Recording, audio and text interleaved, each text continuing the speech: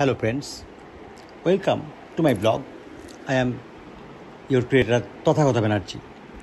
প্রথমেই আজকে বলি, আজকের নতুন জায়গায় যাওয়ার প্ল্যান করেছি। অনেক রেস্টুরেন্ট তো ঘুরলাম বোলপুরে, নামি দামি অনেক রেস্টুরেন্ট। আজকে একটা রেস্টুরেন্ট যেটা যাচ্ছি সেটা হচ্ছে মহর্ষিনিবাস। এই মহর্ষিনিবাস রেস্টুরেন্টটা সোনাঝুরি আছে না, ওই সোনাঝুরির আগেই বল্লভপুর যাওয়ার রাস্তা দিয়ে সোনাঝুরি দিকে যে রাস্তাটা বেঁকে গেছে খানিকটা ঢুকেই এই মহর্ষিনিবাস। এই মহর্ষিনিবাসটা আমার যাবার খুব ইচ্ছা ছিল। বাইরে থেকে যখন যেতাম অনেক কিছু দেখতে পেতাম, অনেক চেয়ার পড়ে আছে, খুব ভালো বসার জায়গায় রয়েছে, বেশ নিরিবিলি জায়গাটা, গ্রাম্য ভাব রয়েছে, আমার খুব ভাল লাগছিল।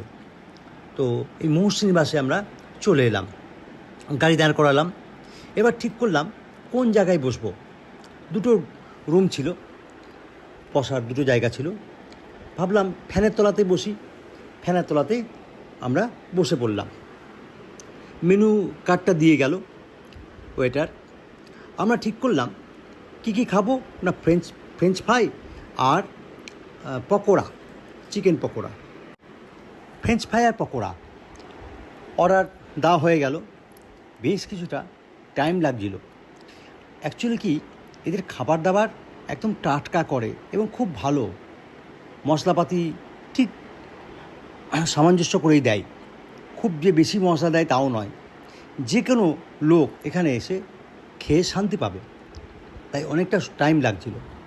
তারপরে আবার ওয়েটার এসে খাবার সার্ভ করে দিয়ে গেল।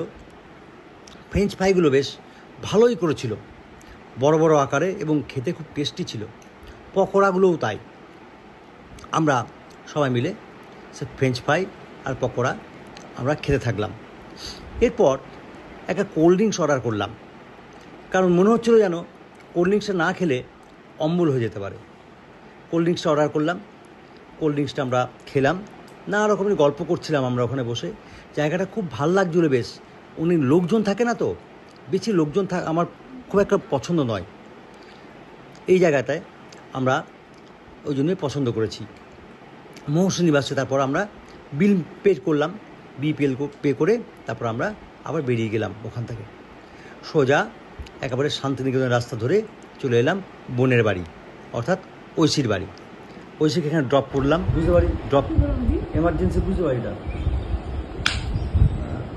সব ছাড়লে। আরে প্রথম দিন ছেড়ে দিয়েছিলাম, দিয়ে আমাকে তখন স্টাফরা